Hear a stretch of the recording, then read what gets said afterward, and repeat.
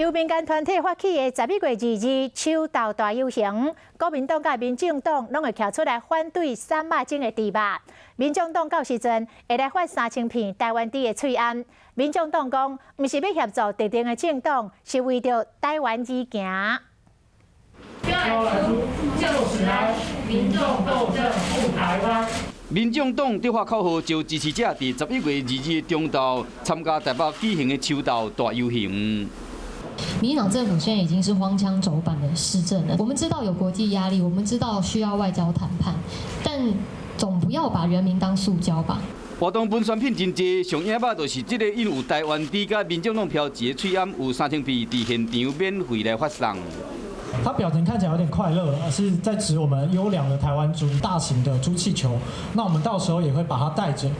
严国党主席台北市长郭文特别参加，由秘书长谢立功做总指挥，带5位党籍立委出席，互人摕来甲国民党做比较。 会不会是替国民党动员？当然不会，因为我们是替台湾人动员。国民党所谓的家大业大，我觉得他们更有压力了。南北合作，甲民间团体要对抗莱克多巴胺的猪肉伫明年进口台湾，民进党的政府起码都要研究要安怎应对。